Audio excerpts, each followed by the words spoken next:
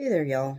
This video is a little different. It's not typical tarot reading. This is kind of a exercise accompaniment for a little exercise that I wrote about discernment in energetic channeling and the importance of that, and specifically designed to kind of help you learn to read and become familiar with your own energy, as that's an important part of discernment. And one of the biggest pitfalls that you can run into as an energy reader is not seeing certain things in others, because of blind spots within yourself, or unintentionally projecting your own energy onto other people and misreading them as a result.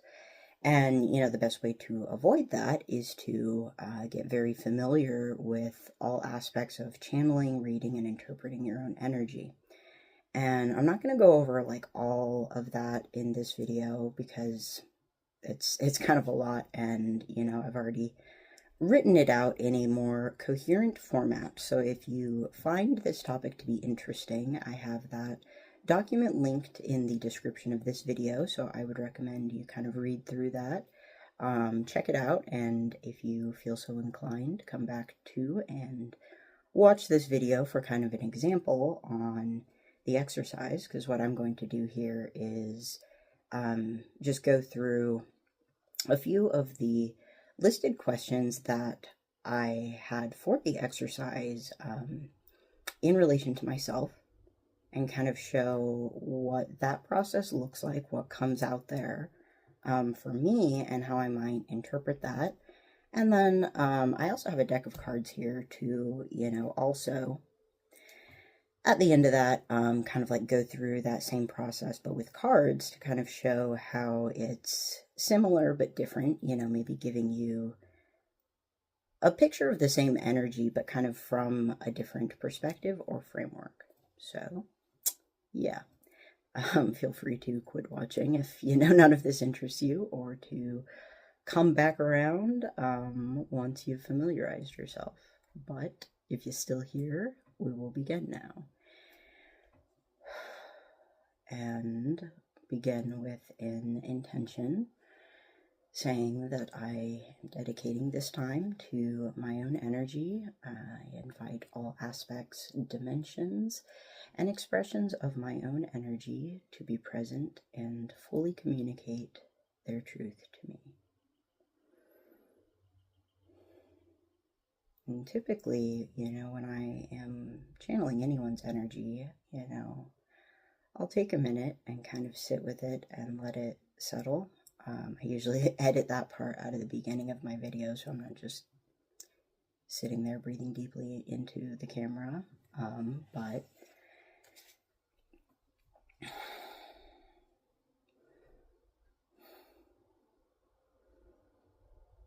just kind of let it settle in your body. Notice where that goes, where that flows. It's a little different for everyone,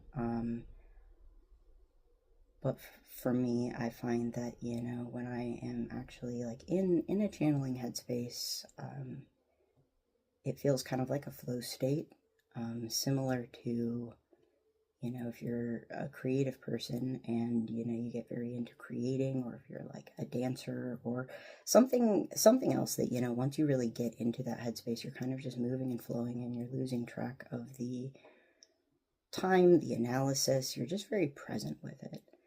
And, for some people, that feels like a piece that's like stillness, like a typical sitting down, meditating, your body's still. For some people, and myself included, and this is part of the reason that I enjoy cards, is that, you find that like your energy, when you are channeling that, when you are comfortable with that, it's something that tends to kind of be in motion. It's very common for people who are a little bit like ADHD, like myself, so for me, if I don't have like some cards in my hands that I'm shuffling, it's sometimes can feel just like, gentle movement, And this is something that I go over as well, that, healthy energy in general is energy that is in motion. But the way that that moves can be different depending on the person or the energy that you're reading. For some energy, that motion manifests as, mental, like it may be, the mind kind of starts moving and thinking and considering. And for some people, it's a physical thing. For some people, it's both. But, it moves, but not in a way that is frantic or hurried or, panicked. It's kind of like flowing like water, like a river or a stream. And when you kind of feel like you feel that flow, whether that's something you feel in your body, or whether that's something that kind of comes through your mind, there's not like a right or wrong way to go about that or to do that. Just kind of a matter of like learning how your energy moves and how it flows and what is natural. Once you get to that point, as I kind of dictated in the document there, you can either just kind of like flow with it and keep a record of, whatever comes out, or you can go through and, if you're finding that you're not getting like anything that you can really like nail down, there's some kind of questions there to maybe prompt things. But it's not necessary to go through all the questions or any of them if you don't feel so inclined or find that helpful. It's just kind of a matter of like what keeps the energy moving. And with this particular exercise, we're not looking to analyze as we're channeling.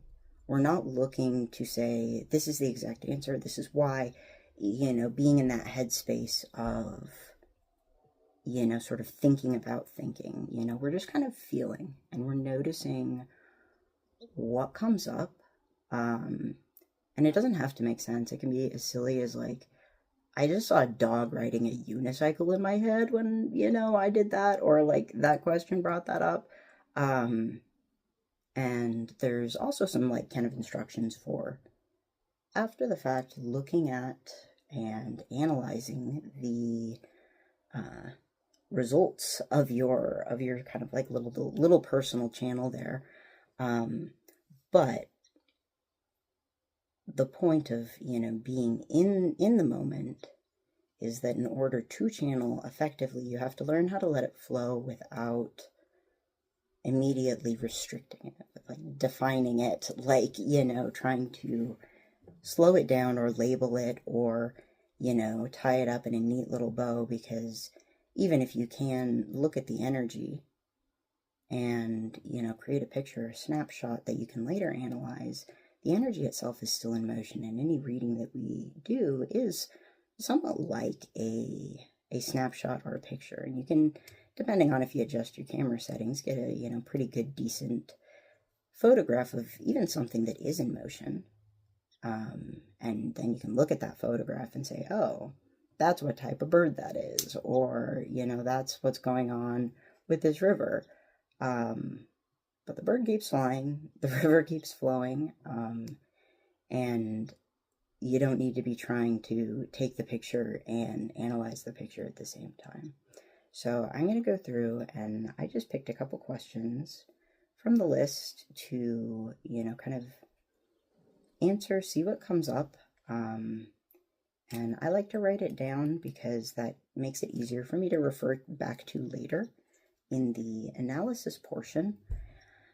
And also kind of keeps my hands busy because I'm someone who, has to have some part of my body moving usually if I'm like very much in my own energy.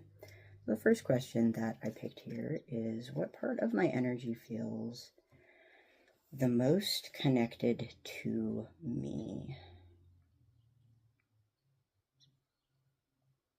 The first thing that like I'm seeing in my brain is like this like geometric rainbow like kaleidoscope type image. Like it's kind of trippy, and it's just like shifting and moving.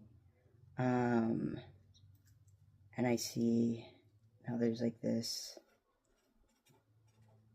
sunny field, and there's like, I see like my younger self running through that field.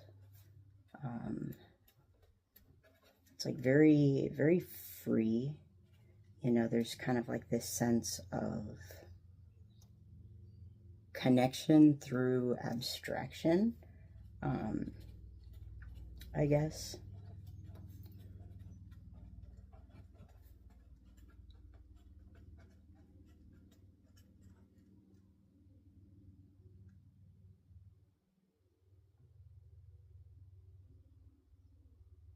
There's also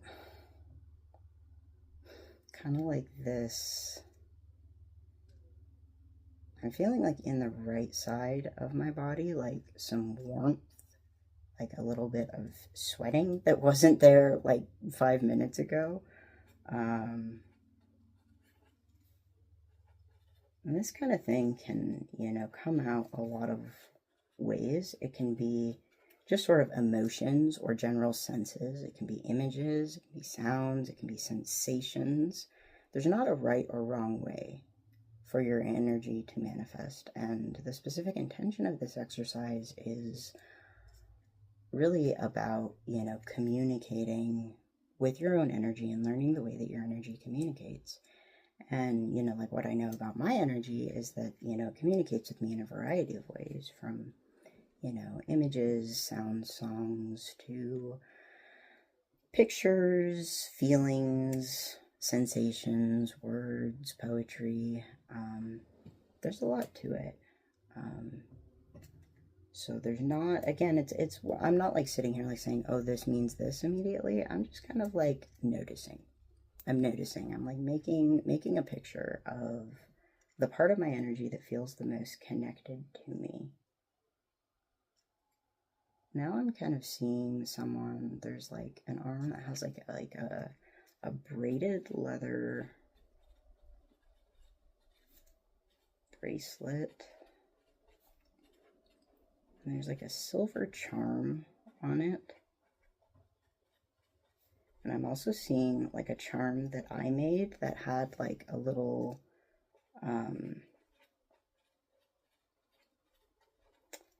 it had a bone from an animal that I found like by the cemetery. It's not like a human cemetery bone, but it is a cemetery bone. And like a little charm that had a crow skull on it. And I'm kind of like seeing that and like similar things. It's a little bit of like tension in my shoulders, and I'm like hearing the phrase like weight on my shoulders.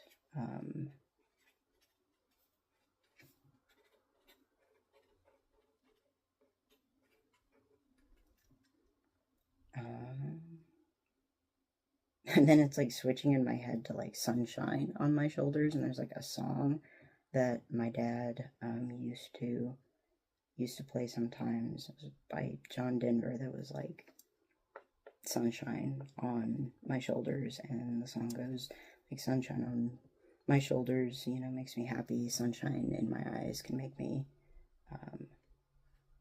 cry.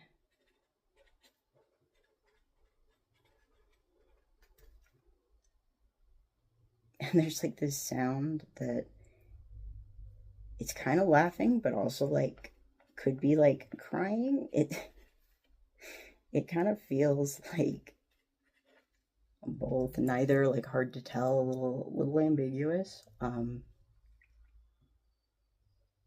it feels like all for that. I'm gonna go through one more question as well, so that I can kind of, you know, compare and contrast. Obviously, I'm not doing like the full analysis or full length of analysis, because this is kind of just like an illustration for, you know, what can this process look like, or, you know, how would someone go about this, to kind of show this is what it looks like, and then, I can talk about these results, and, maybe that may be helpful as far as, looking at your own energy or results. So the other question I picked is number 17 off the list. What part of my energy feels most harmful to me?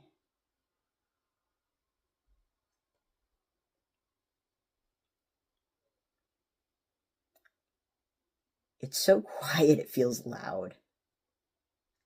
It's so quiet, it feels loud. Like deafening silence. And now I'm seeing like a paper, like like a test or exam from like school, and it has like 100% on it. It's like A plus paper, like sitting in front of me on a desk, and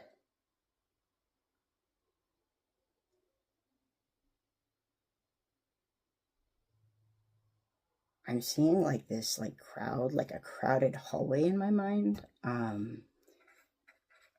But it's like there's a whole like throng of people, but it seems almost like muted, both in terms of like what I can perceive. Like I can't really see anyone's face, except I can kind of like see myself. Like everyone else is like moving,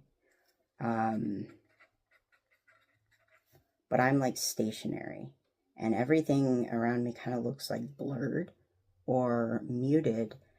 Like I can't quite make out anyone's face or what they're saying. There's just sort of this like low rumble of conversation, and I'm not moving. I'm just sort of like stationary in the midst of this like crowded hallway, and everything's moving around me, like not really acknowledging that.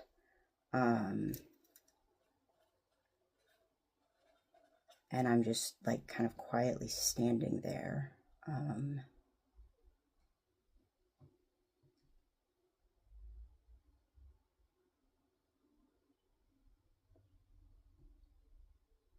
I'm seeing this image now of myself in the past in a doctor's office.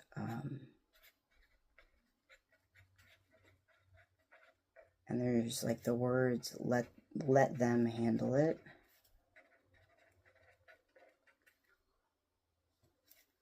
Not qualified, not capable.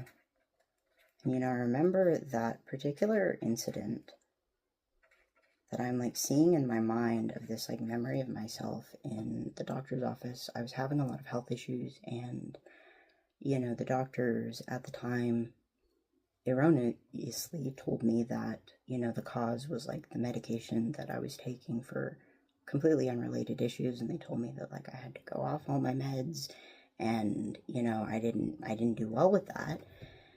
And what I later found out through reviewing my own blood work, my own paperwork, was that they were actually wrong. It wasn't that I was intolerant to the meds, it's that the way that I was metabolizing it was too quickly and was causing like different spikes and dips. And that was like stressing my body out. It wasn't processing it properly.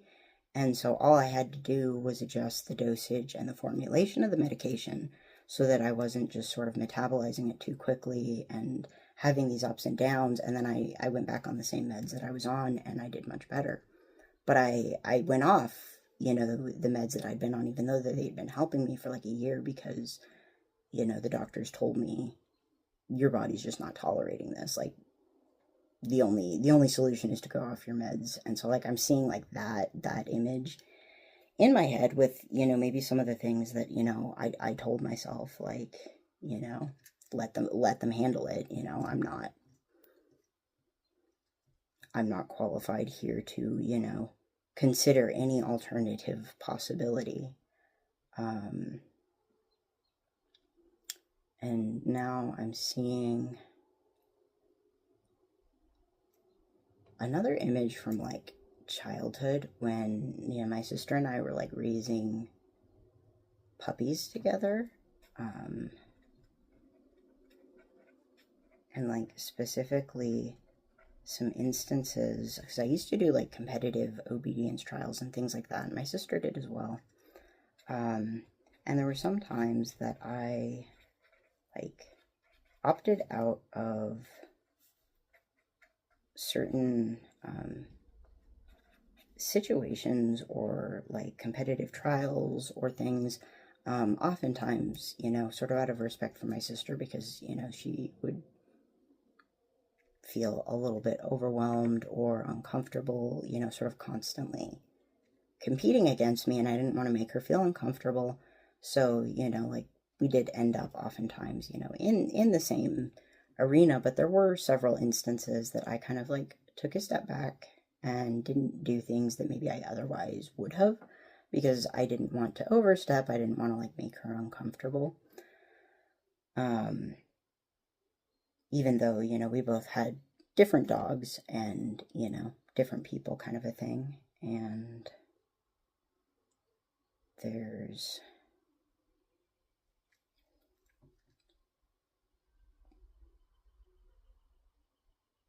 not like a pain in the mid-chest, but it feels almost like a emptiness kind of in like the solar plexus.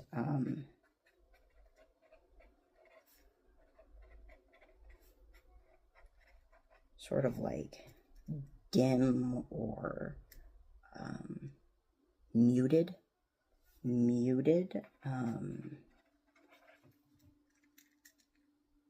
Like I see like that like bright yellow light that like you would associate with like that like solar plexus chakra, and it just sort of like dims, like the sun going down.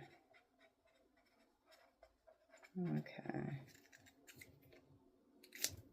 Well, I feel like that's about it for like this kind of portion.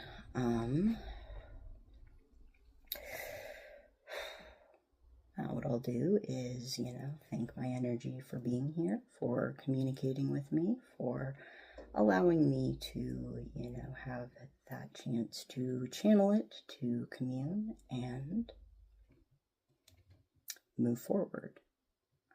Take a little break to put things away, and then pull out the cards and talk about the analysis and stuff portion, but I'll splice that together, so give me just one sec.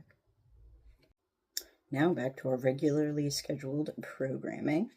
I'm going to ask the same questions, do the same kind of channeling process, but with some cards in my hand, and then kind of talk about the analysis. And the thing about like reading cards is that typically if I'm like doing a video where I'm reading cards, I am doing both the channeling and the analysis kind of skills or steps, you know, sort of together, you know, like the channeling comes through with the message, with the cards, and then I, you know, immediately provide an interpretation. And that's a little bit different than the way that, you know, I've kind of set it up with the exercise that is, you know, associated with this video, because I think it is really important, especially when you're just kind of like starting out, to differentiate like between those two skills as like separate headspaces. Because like one is basically the equivalent of like writing a fiction book, and the other is like sort of writing a nonfiction analysis of a text.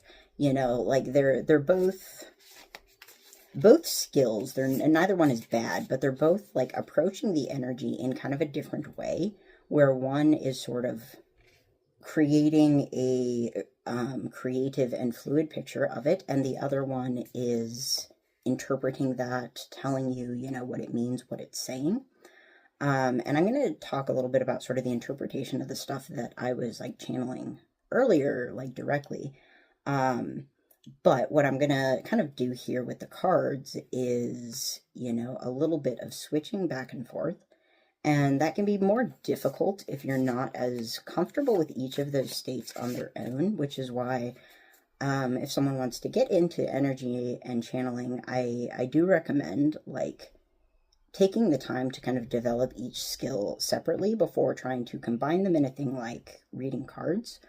Because it can be more difficult to like be in one headspace and not realize you're in that headspace and then try to like switch to another.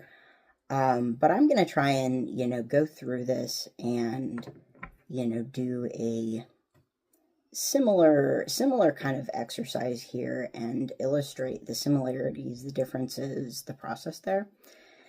And, before I do any kind of reading, cards or otherwise, and again, I usually edit this part out of my videos, I do take the time to, invite the energy in, whether that is with, the mental intention or the, verbal stated as I'm doing here, and take some time for that to settle.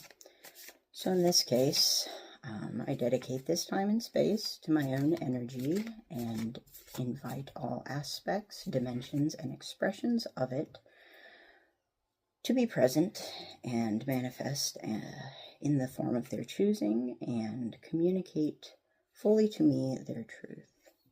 So our first question is, what part of my energy is best known to me?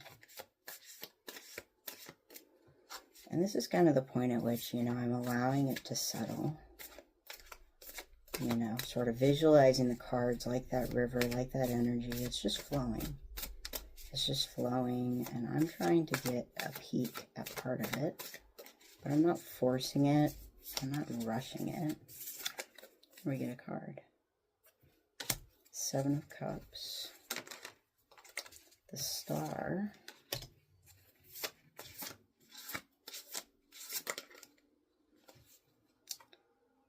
And our Ace of Pentacles, or Ace of Rings in this deck.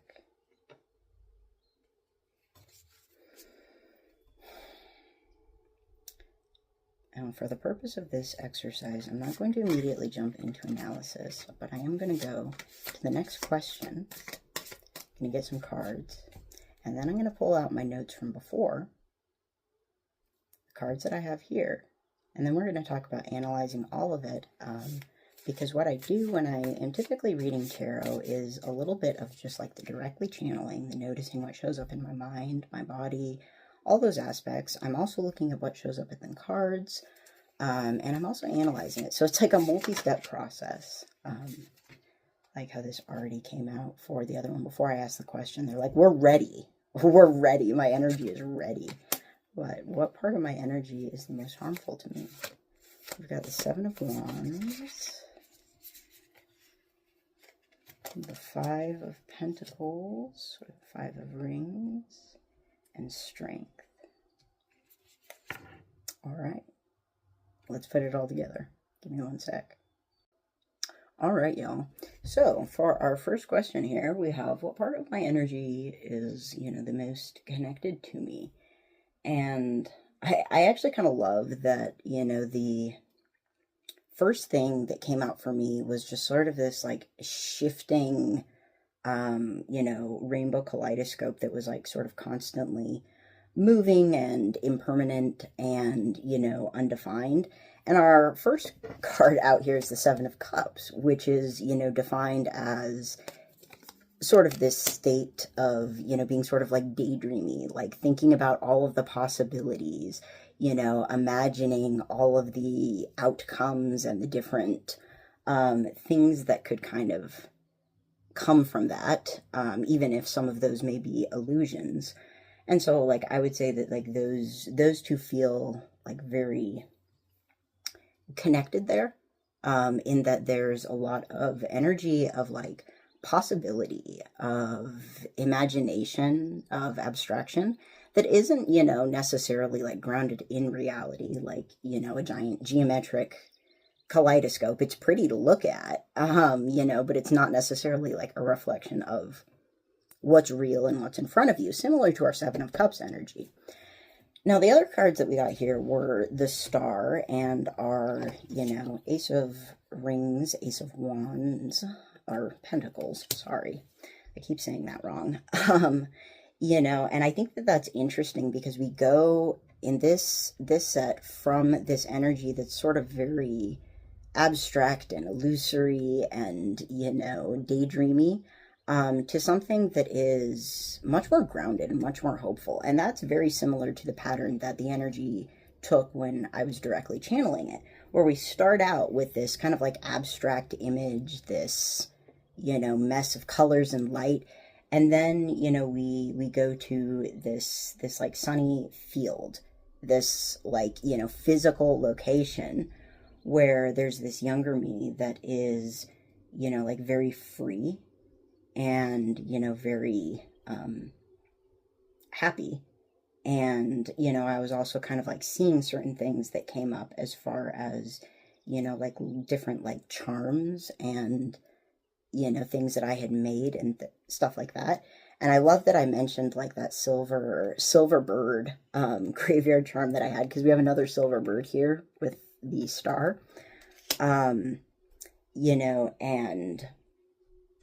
a little bit of like kind of a dichotomy of, weight on my shoulders, sunshine on my shoulders, laughing, crying, a little bit of both. It sort of feels like reflected in this, where over here with this Ace of Pentacles, this is like, grounded energy. This is possibility. This is a manifestation. This is like something that is real in the physical.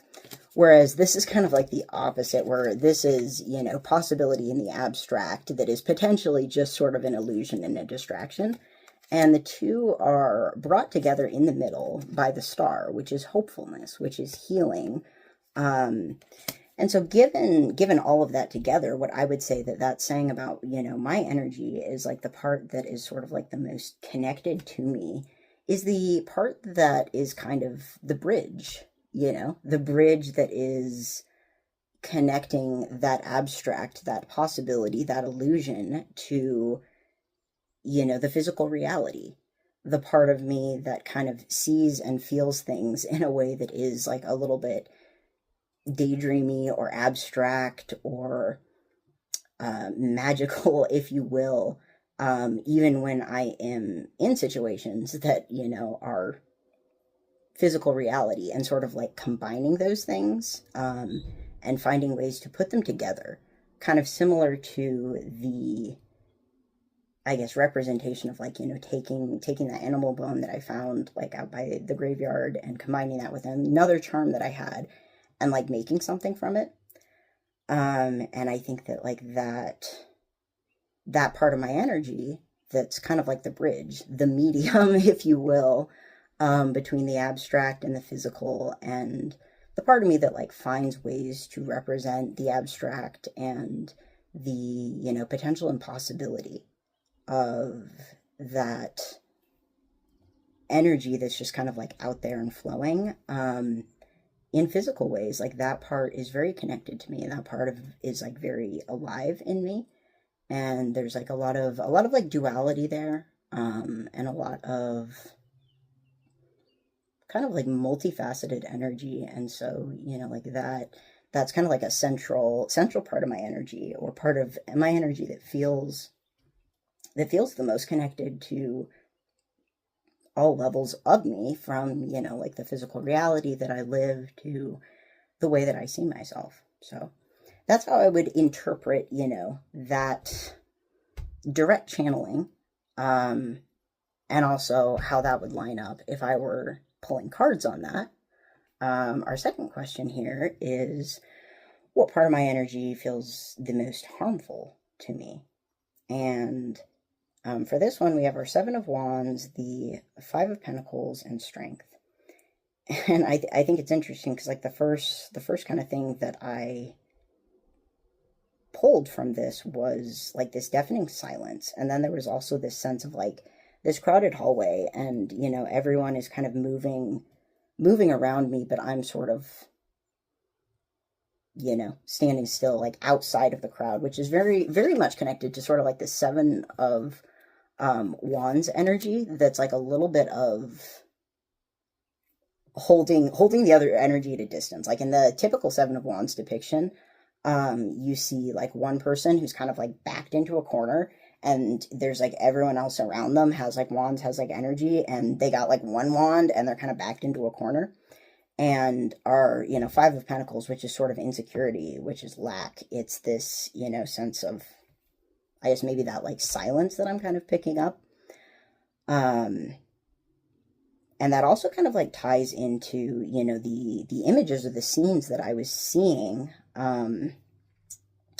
of, like that experience with the doctor where I guess I did very much feel like sort of backed into a corner. Like I don't have options here, or I'm being told that I don't have the capacity.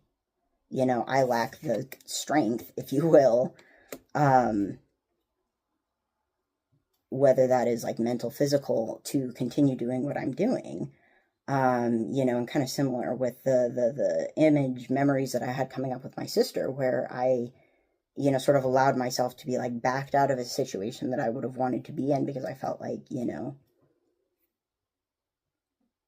on some level, the way that I was showing up was, causing some problem. It was causing some insecurity. Not because I was, being mean to anyone, but, a lot of times it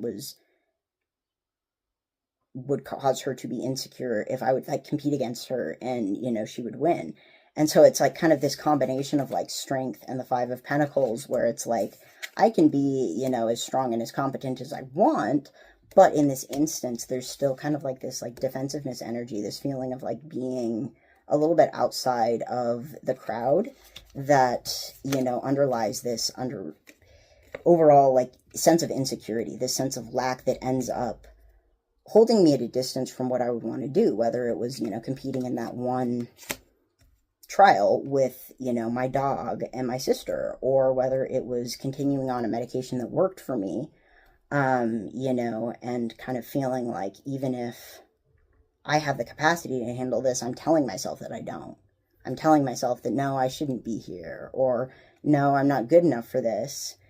And, like that kind of like dimming or empty, like, solar plexus light, again, very connected to this Five of Pentacles that we have here, this sort of like sense of lack, this sense of what I have isn't good enough, or if it is good enough, it may even be like the strength is the thing that is like causing the issue. But for whatever reason, when I show up, when I join the crowd, when I stop holding myself at arm's length, it's hurting other people. And that's kind of interesting, along with the other image that I saw, which was sort of like being in a classroom and, having a paper there that had like 100% on it. Because I was a good student. I started college when I was like 14 or something. And I always did well. I had like a tutoring business. But I think that I did sort of always feel like a little bit at a distance in that situation as well, because I was always the youngest one there, and then especially doing very well and being the youngest one, there was a sense of, yes, that's a strength, but it's also sort of like an alienating strength. And I think that if I were to like combine all of that to answer the question, what part of my energy feels the most harmful to me, I would say like it's the part of me that, sees my strength, my accomplishments, my desires, my needs as something that naturally like alienates me from others, or sees that as something that is going to cause problems or insecurities, or something that I have to kind of like hide or put away. Like sometimes I would dumb down the way that I talked, because when I would use certain words or talk about certain concepts, like, people would make fun of me for it when I was younger. So, it's like I would not compete in, the hobbies that I wanted. I would, not talk about or like demonstrate the things that I liked or that I knew or that I was good at. Or even in that doctor's office, like instead of immediately standing up and saying like, hey, I think that you're actually not right about what you're saying about like my body and the medication. I went off the medication for like a year before I had the confidence to go back over all of that like blood work and testing and things myself, to like actually notice the things that the doctors had missed. And then I brought that to a different doctor and they were like, yeah, you're absolutely right. Those other doctors were just, they were completely, missing what was in front of them because they were making, an assumption. But in the moment, I didn't feel confident saying that. Just like in the moment, I didn't feel confident, showing up in the same arena, as my sister. Just like, I didn't always feel confident acknowledging even when I did well, in academics. And there was always this sense of, even if I have the right answer, it still sort of puts me at more of like a distance from other people. And so it was like, even when I did feel right or I was good at something, it still sort of like dimmed my confidence. And sometimes like being right would make me less confident, or being good at something would make me less confident because I would then be afraid of how is this going to impact my relationship with other people. And I don't want to hurt people. I don't want to alienate people. I don't want to upset people. And so I think the part of my energy that's like the most harmful to me is the part that, feels like I have to like diminish my own strength or my own skills or my own confidence, in order to, I guess, be integrated with or accepted by other people. And the part of me that feels like, being good at certain things or being intelligent or whatever else is something that is always going to kind of like put me at a distance from other people.